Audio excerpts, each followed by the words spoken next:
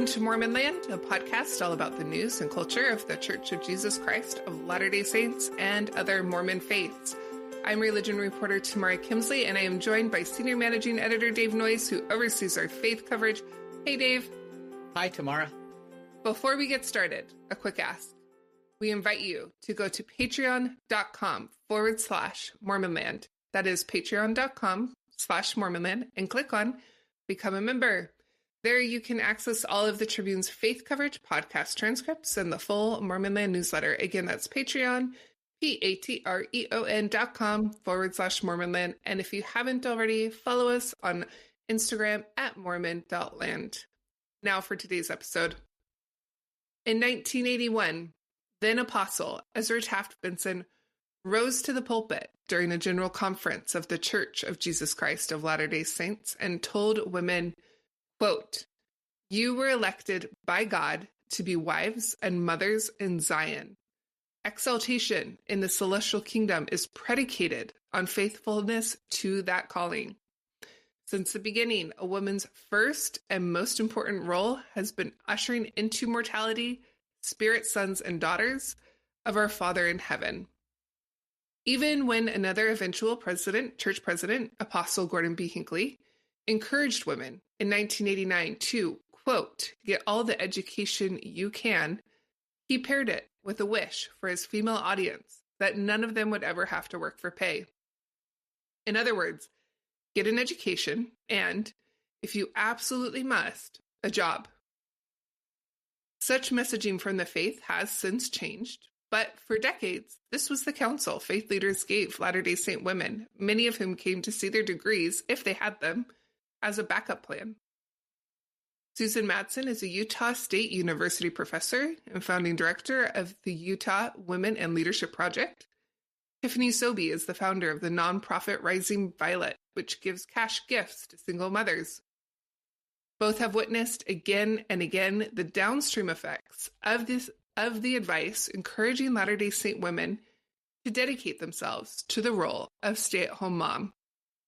They join us today to talk about their observations and what women and the church can do to prevent mothers and their children from falling into poverty if marriages end. Susan and Tiffany, welcome. Great to be here. Thank you. All right, let's just start. Susan, I've got a question for you right off the bat. This is a big one, I know, but high level, how can this messaging that mothers should prioritize family over their careers put women at a disadvantage? And specifically, I'm talking here about Latter-day Saint women when it comes to long-time financial security. What have you observed? That's a great question. And I wrestle in the research and observations, but I have had, and I will tell you in the last couple of months even, probably 20 women come up to me after I speak or various and said, my husband just left our family. And I have no education and some I've had education, but I've never actually been employed. And I am scared to death. One of them had a husband that got killed recently. Wow. And so when the teachings, it's great in the ideal situation that you have two parents in the home, that you're both prepared. And by the way, as an active Latter-day Saint myself, I always say self-reliance is that both partners, if there's two in the home, are educated. Both have a real background for and have confidence in working and providing for the family. That to me is self-reliance both. And so I have seen, and we see through our qualitative and quantitative research, so many women saying, I'm actually mad that I was counseled because I feel like I could have done both. They do not resent the fact that they're mothers, that they spent time with their children. That's a priority, I believe, for all of us as mothers and fathers, right? And it's not but, it's not or. And we have a real either-or mentality in the state. You can do one thing, you can't do the other. But there's this or that can be destructive. This and is much more powerful. I can be a mother and I can finish my education. I can be a mother. I can. And they didn't get that messaging. And so that's something I really look at. And I'll tell you, when you haven't worked at all, even part-time. It's amazing what part-time work can do for a woman's confidence. But if you haven't done that, there is some real stress, well-being decreases when you're put in a situation where suddenly you didn't think, because of your teachings, that you would ever have to be in. Because a man, and there's a bumper sticker, a man is not a financial plan, but they were taught, and me as well, that a man is your financial plan, and you should spend everything you have into raising your children. So I appreciate myself receiving those messages, but early on, I just knew that I needed to work and that needed to do both. All of us are created differently, right? So bottom line, we have a lot of women in the state of Utah who do not feel prepared, confident to be, raising their children and being the financial provider of the children. And some, their spouses are still in the home, but they can't afford house payments anymore. It takes two incomes these days to really, for most people, to raise kids in a family. And one of the things that stood out to me while I was researching for this story is that the education that they got is often decades old, at least a decade old, because when their marriages end, be it from divorce or death, that they've got several kids, they're in their 40s or 50s, they're middle-aged, and suddenly they're trying to compete with people who are just out of college. Yes, for these positions. So we actually have very high rates compared to the rest of the nation on what's called, in the statistics, national statistics, some college, I'm putting quote marks here, some college, no degree. We're actually really high. Even if, and universities and colleges have started to, especially universities, change this, because a lot of us were just, let's go for a bachelor's degree. But if you close the loop on an associate's when you were younger, when you were going through, and then you have some kind of degree, but we weren't counseled to do that. I don't know. We just all went, so many of us for that bachelor's degree, which worked out for me, but not for a lot of people. So even if they had 3 years of college when they were younger, they don't have any degree. They learned, but a lot of that is not current. But I tell women over and over that college mattered because it helped with their critical thinking and all of those other things that are important, those soft skills. So they need to have more confidence in that. But it's a disadvantage if you don't finish your bachelor's and if you don't close the loop, at least on your first 2 or 3 years of college. What are some of the more, I know you spend a lot of time in the quantitative space. Yeah. And I'm sure there are a lot of numbers up in your head. What are some of the ones that keep you up at night the most? Just the number of people. Well, when I'm speaking and have women come up to me and talk about the struggles that they've had and with their kids and the spouses and divorce and different things, and some, honestly, that never got married, don't have kids, that are just older and don't feel prepared. But what keeps me up, and I get a little teary-eyed, are the number of women who don't believe that they're smart, that they have skills, that they have anything beyond what they say, oh, I'm just a mom. And I remind them that there's so much you can gain from being a mother and so many skills, and they need to believe that they can do what they need to do. And so that confidence and women who are honestly after they have kids and their kids are in high school or out, of people that are just not sure what to do with their lives anymore. They're like, wait, this whole thing was supposed to be me taking care of my kids. My kids are gone. Now what is my life good for? And I'm like, you are amazing and you need to understand that. So those are a few things, but too many right now really struggling with finances, even those with spouses or partners in the home. I believe it. Tiffany, let's bring you into this conversation. How did you recognize a need in this space. And tell us about how Rising Violet came about. Thank you. Rising Violet started actually in 2015. And originally, it was just a gathering place for stories of quote unquote ordinary women, especially mothers whose stories often go undertold. And as we collected these stories, I always felt a greater sense of purpose and a responsibility to women, but I couldn't quite put my finger on it at the time. Then life took different twists and turns. And then about 5 or so years ago, I decided to pursue my master's degree for no other reason than personal self-fulfillment. And I acknowledge and recognize the privilege in saying that. But while pursuing that, I coincidentally became friends with a woman in my neighborhood and community who was a single mother and grandmother with full-time employment and going to school full-time to get a college degree. She had taken that Mormon trajectory, married young with no education, relied on her husband, and then their marriage ended in divorce.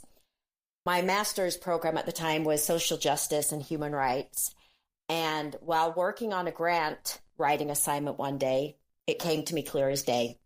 I realized that the space between my privilege and somebody else's lack of privilege was where I needed to act. And that's where our current gift giving program was that aha moment. Mm-hmm. And we gift $1,000 gifts, one-time $1,000 gifts to women seeking financial independence after having relied on a partner. So what are some of the stories you've heard from the applicants? What kinds of situations have you heard that women are in? It's interesting. So we're not a unique to Utah organization, but I would say 90% of our applicants are from Utah.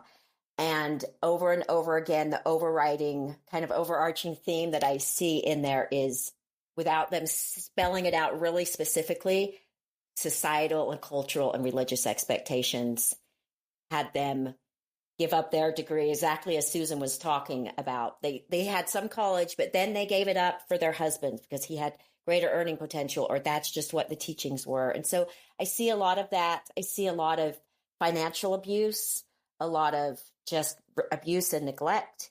When I say financial abuse, a lot of these women are just blindsided. They have no idea what was even going on while they were, quote unquote, happily married. They didn't know anything with the finances. And so it's just that same lack of work experience, exactly the issue Susan was speaking to, that not just having a college degree, but they haven't had that workforce experience. They just have this huge gap in their resumes. It's real quick. Let me just add something. It's really amazing how much more confident a woman has when she's gone through that. But through the years, she's worked even part-time, just even part-time, but some paid professional work. I am amazed at how much more confident, but to actually jump it back into the workforce someone is if they aren't doing nothing for pay. Versus at least some.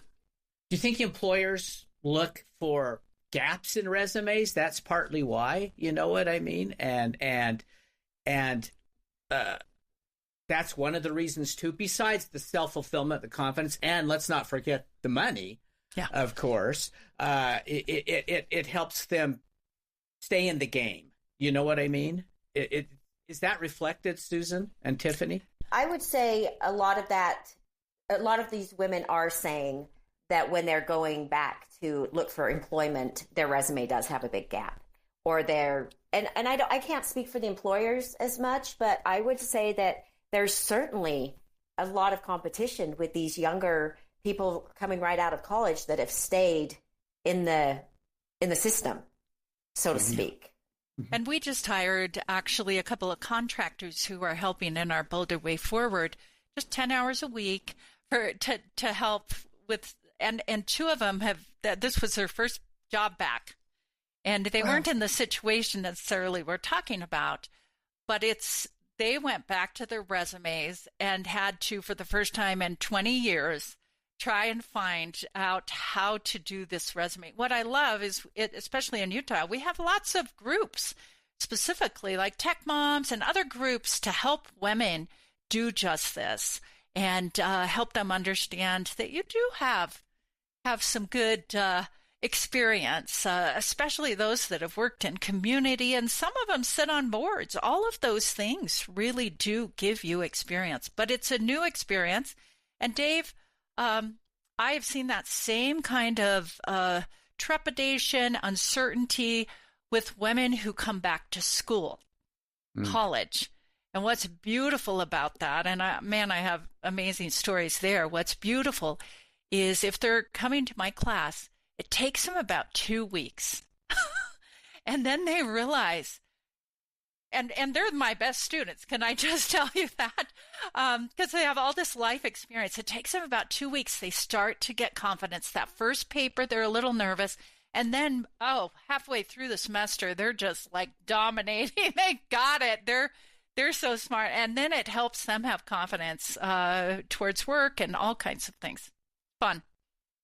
That was something, that going back to something that Tiffany said with regards to the being kept out of the financial loop of what's going on behind the scenes with the money that is coming into the house.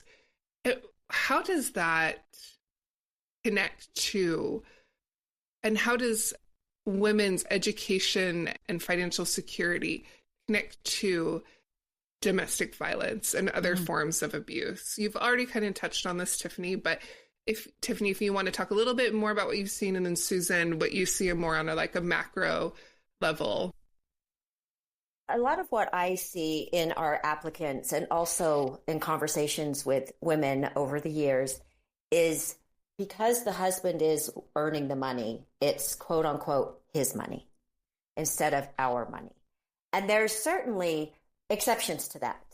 And I want to be clear here. I was and am and have been a stay-at-home mom. I quote unquote chose to do that. My husband and I talk about that now as we made that choice with not really knowing there were other things, not really realizing that the pressures around us were making that decision for us. And I openly admit and acknowledge I put all my eggs in my husband's basket, so to speak. And for a variety of different reasons, it worked for me. But it doesn't work for these other women. But my husband, even through some of these ups and downs, my husband had that thinking of, no, this is still our money. It's not his money. But I don't see that in a lot of these women's stories. If they didn't earn money, it was his money. And a lot of these women just got a small budget. Even in this working marriage before divorce or death, they got kind of a little allowance instead of that partnership of, this is the money, we've made the decision, and not taking into consideration that unpaid labor that the stay-at-home mother is doing. That's so important. Great question, Tamara. I did a piece a while back for the Daily Herald called "The Link Between Domestic Violence and Religiosity." Actually, if you want to go back to some of that, and it's the first time I've seen it articulated here in Utah, and I felt like I needed to write it. So what Tiffany's talking about may not be in the domestic violence zone. It may just be the difference, and we have in more conservative or religious societies, we have more of a gap between what men should do, what women should do, what's okay to do.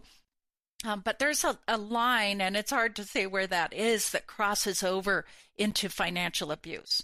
And domestic violence includes this physical violence, but also verbal, emotional, digital, and that financial abuse. And man, have we heard stories from women that are very controlled. This gets controlled, right, in that financial situation. That is puts them in a place where they really don't feel like they can leave. If they don't believe they have the education, if they don't believe they have the skill set to earn money on their own, they will stay put year after year, decade after decade, and deal with the abuse. And typically, if there's certain kinds of abuse, there's other kinds of abuse. And it is, and what's interesting is to look at how that plays out sometimes in more conservative religious environments too. I mean, it's not just in religious environments, right? It's every place, but there's some unique things that play out within religious environments. And is that just because of the very distinct, like, male versus female spheres that are delineated? That's a piece of it. So Okay. in cultures and environments that have a bigger power distance between men and women, between men should do this, women should do this, and it's not just Latter-day Saint religion, more religious environments in general say men should do this, and those are more visible, public. And women typically we do, not just in religious environments throughout time, we do more private. In fact, I just a couple months ago had a couple women tell me, "Oh, my husband tells me who to vote for." And I'm like, "Oh, wow." I'm like, "That's not right. You need to vote for whomever." But there's been that environment coming. When you have more power significantly with men than women, in religious settings, it tends to be in communities, it tends to be in many homes, not always, but tends to be. Violence can thrive in those. And it's not that religion teaches. My religion does not teach. I mean, it teaches way against being violent in the home. But what happens is that that this power, people that want to abuse and control, they can use the teachings that they learn in ways that were not intended to get power over other people. And we know in Utah, 1 in 3 women will suffer from domestic violence. We're high on sexual assault as well. 1 in 6 women in the state will be raped. 1 in 3 will be sexually assaulted. 1 in 5 girls in our high schools, according to national CDC data, will say in the last 12 months they have experienced sexual violence. So that sexual violence, 1 in 7 kids will be sexually abused here. So there's this, when you have more patriarchal societies, there's just more, it's a breeding ground. Can I just say that? It provides a breeding ground for misuse. Again, my church doesn't teach to be violent. It's the opposite. But it's interesting how that plays out, and not just in Utah, but in other societies. I think it's important to note, and completely, those statistics are so sobering and it's so unfortunate. I do think that of course, the church does not teach any of that stuff, but we do have that expectation of, and even though it's changing, but there is kind of that expectation of submission, that women kind of submit. And I think men, without choosing to control, a lot of them think that it's their obligation. They've kind of been taught and raised. And that's where we know patriarchal systems hurt men too. But that's not what we're talking about here. But we're talking about the fact that men are seen as having that power over their wife, or because that's what's been taught in very subtle ways. Maybe not outright, but in very subtle ways. And therefore, the woman doesn't have that confidence to speak up because they think they're doing the right thing. And to build on Tiffany, this is coming from anybody living on the earth throughout all the centuries, right? Sure. All of that has been, I mean, and it wasn't really until not that many decades ago, that women could own property and have accounts in banks and so forth. So we still, other societies change more quickly, but those in religious societies, which I love religious societies, I'm very active in my religion, but there's that tendency to have that power over. Very well stated, Tiffany. That is what young men still see, that they're supposed to do certain things, and women sometimes fall into that. That's what they've seen their mothers do or their grandmothers do as well. And it speaks to, sorry that I have a lot to say, about this, but it speaks to Tamara when you were reading that quote at the beginning, some of those teachings, and I thought you read some of the very fair quotes, because there are some that are actual teachings that President Benson and Spencer W. Kimball said of come home and take care of your wives and do these specific household wifely, traditional wife duties. But I think what happens is there's an abundance of confusion between the cultural practices and pure doctrine in the church. Yeah. And what is the doctrine, and what is counsel, and what is advice, and what is just opinions. And so there's a lot of confusion. And so even though you, Tamara, said at the beginning, the messaging may have changed, or you said the messaging has changed, but has the culture. And there's a difference between culture in Utah. I hear this all the time, almost daily. And people that have moved to Utah back and were practicing Latter-day Saints in Massachusetts or in other parts of the world, and they come and say, wow, this is a different place still.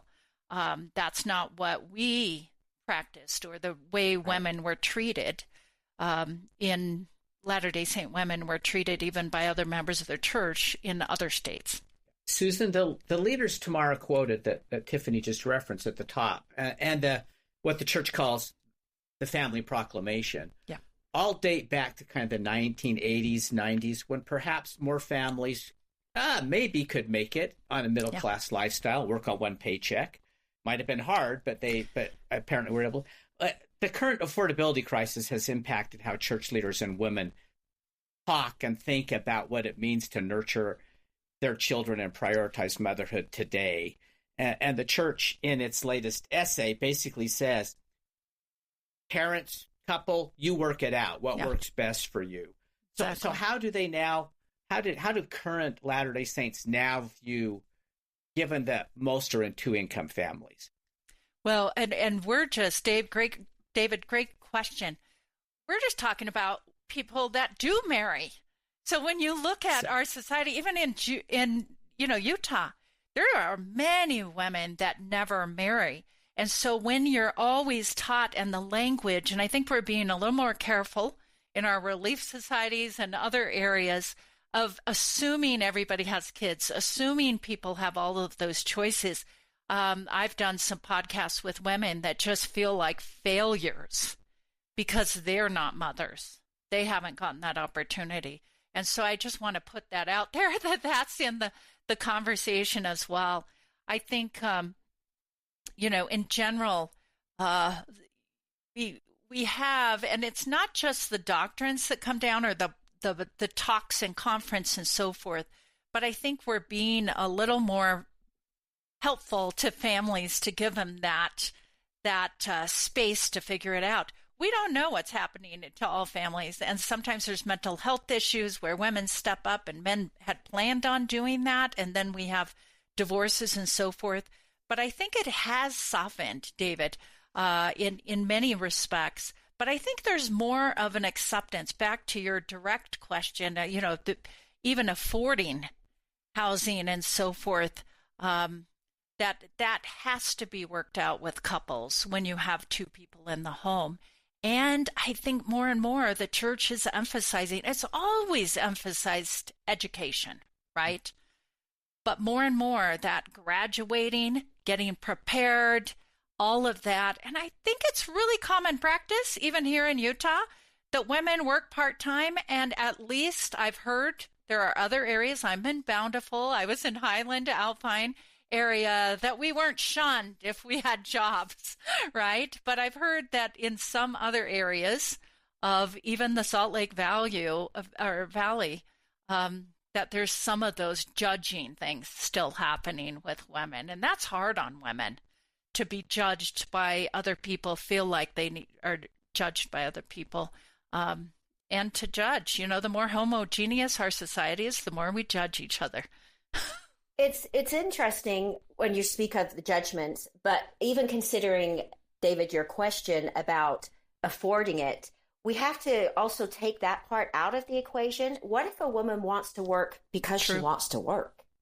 Maybe her husband makes a lot of money, and we have to allow that woman Because I think sometimes we judge very subtly, like, oh, it's okay because they have to be able to do that to afford a lifestyle like this. But there's women that we should honor and respect and celebrate, women who choose to work for no other reason than self-fulfillment, and maybe they're not contributing to the household income or don't need to.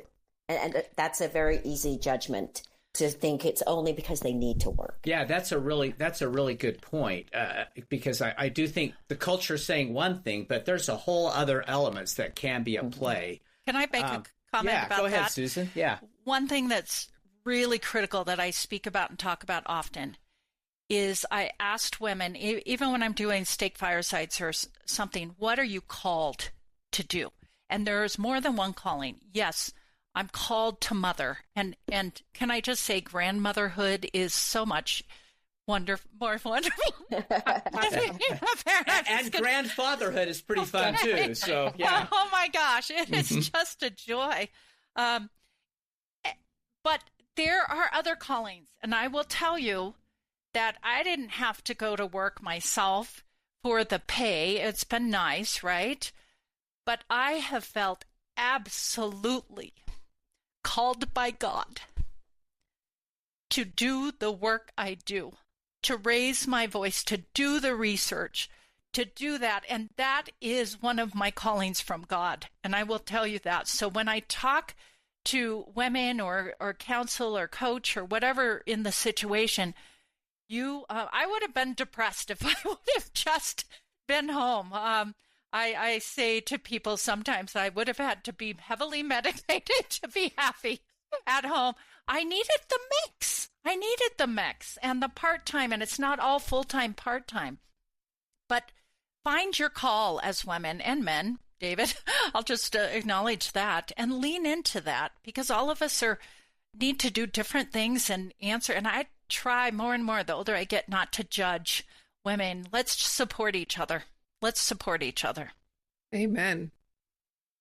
I want to ask, what is the role that the church should play in caring for those women who do find themselves, I know there's a broad spectrum of different reasons why a woman could work, but narrowing it back down to those who did what they felt like was right, stayed home, divorced or widowed in they're middle-aged, they have 3 kids at home, maybe 4, and are not competitive for the 6-figure kind of income that would support that many kids, especially as they're going to college, usually at this age. What is the role of the church? What do they owe? What does it owe those women? That's a big, bold question. That takes some big, Welcome bold to the answers. Tribune.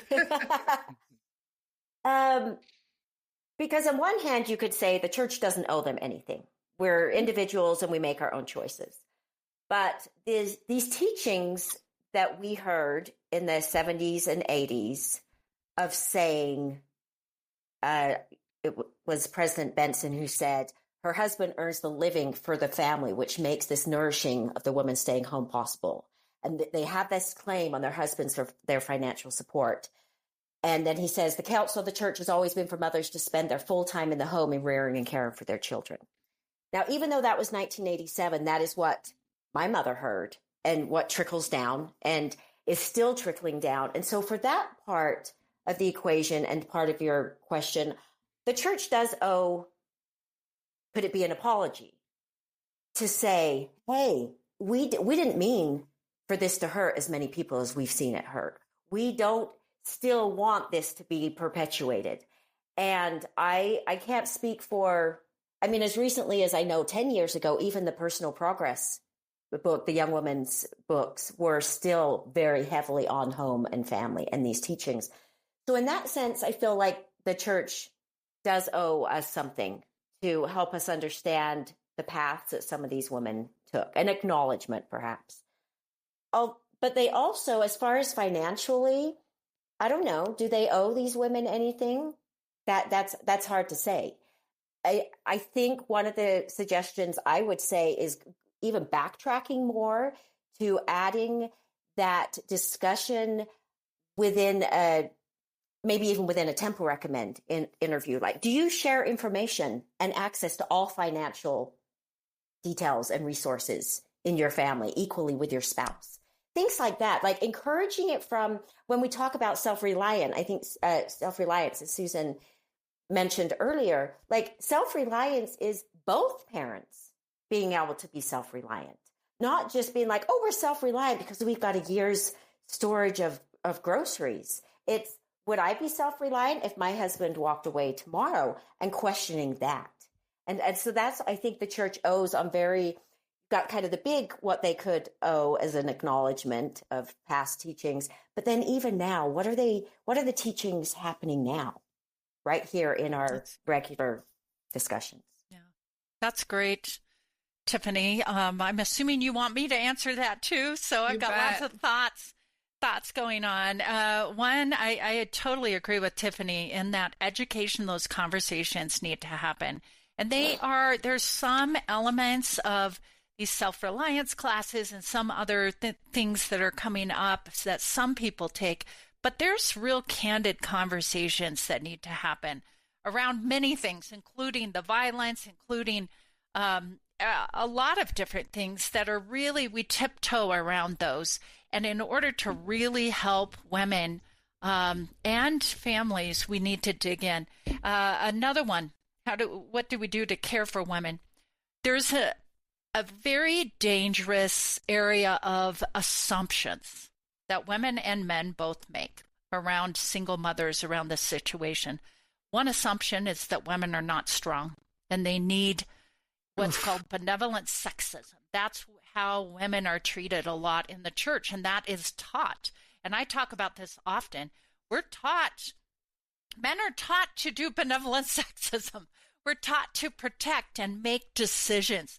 I moved to Springville, and I had these two little kids. My husband was finishing graduate school, and my ward leaders would not allow me to have a calling because I had too much on my plate.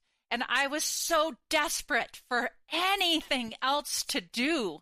And they made that decision, and I couldn't for the life of me get a calling till the last 6 months. I'm like, I need to be busy. Give me things to do. So many other things with that. But when we make assumptions that women are weak, that women, talk to women, ask them what they need. How can they support? Don't make assumptions for them. And I'll bring in, I wrote a piece called The Illusion of Choice, something about I don't know, let me see what the topic is. In Utah, a woman's choice can often be an illusion.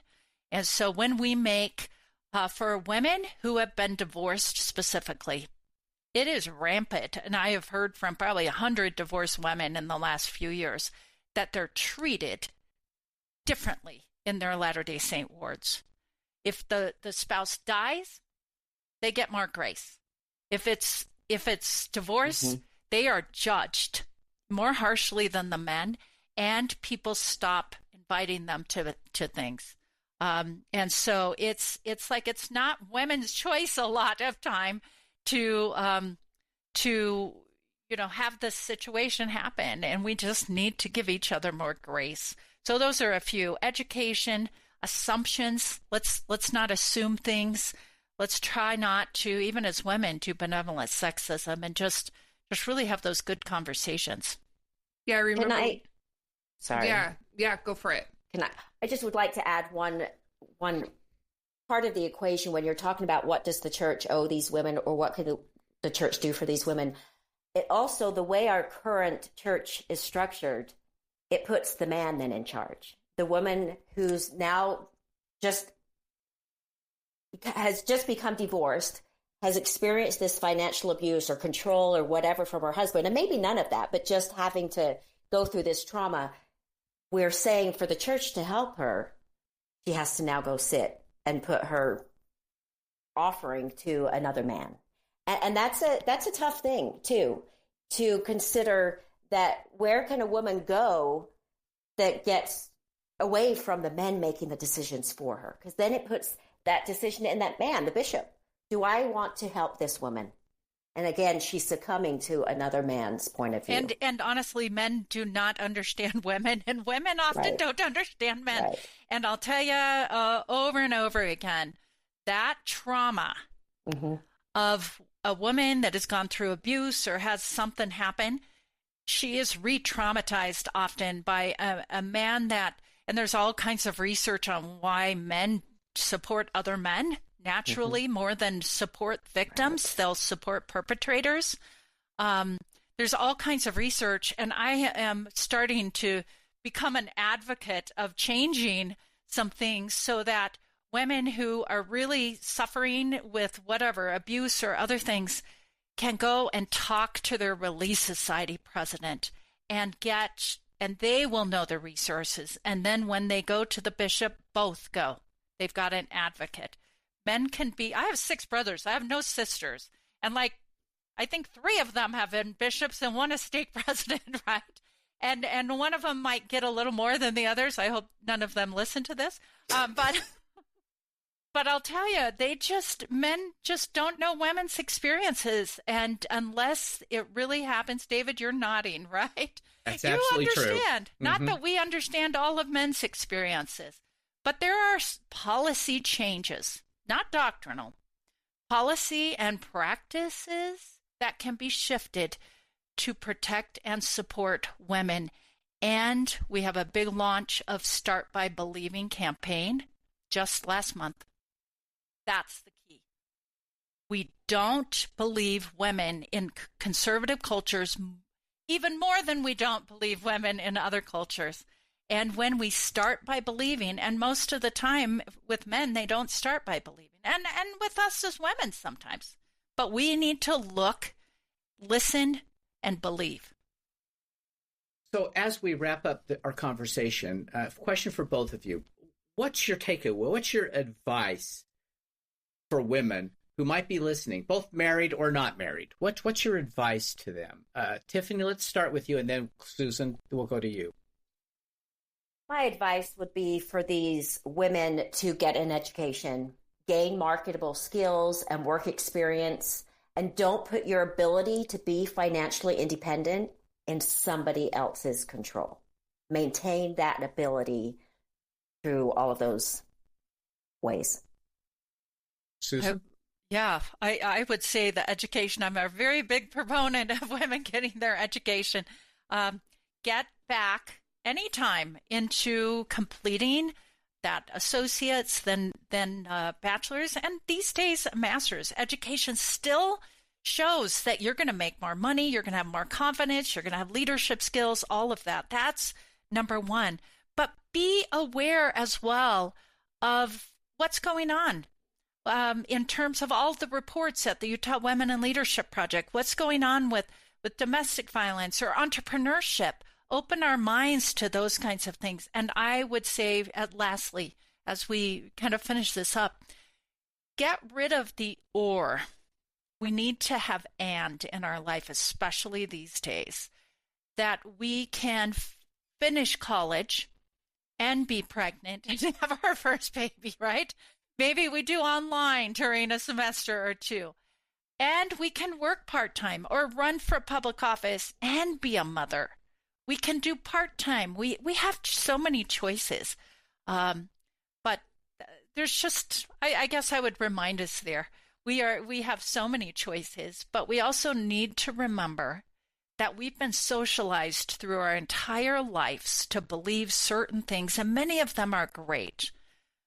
But let's not blame women for doing things that they've been socialized to do through the life. Let's help, let's support, let's listen, let's provide resources, and then coach them forward and be their biggest cheerleaders. And just real quick, a couple of those resources for women who are listening who find themselves in this position, what would be maybe like your top 3?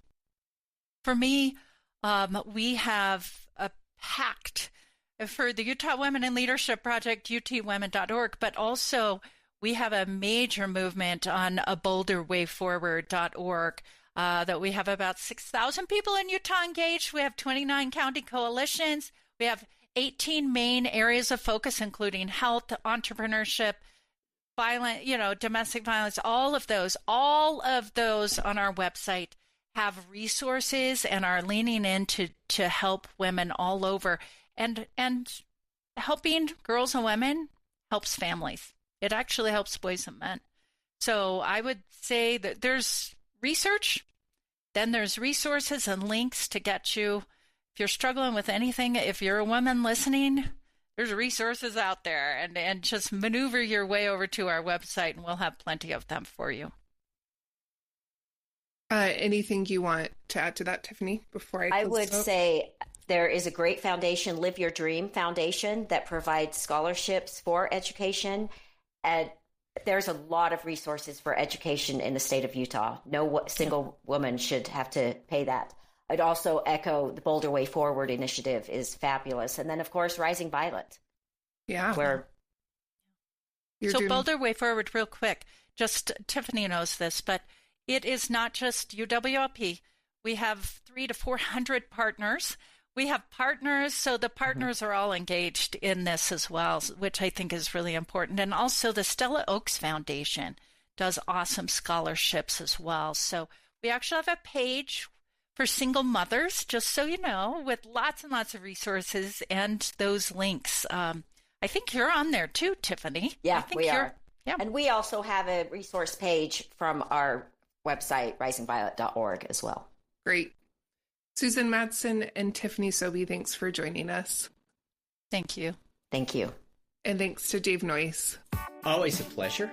And to our producer, Nicole Weaver, we remind our listeners that they can keep up on all the happenings in and about the church by subscribing to the Salt Lake Tribune's free Mormon Land newsletter. Go to sltrib.com to sign up, and we'll talk again next time on Mormon Land.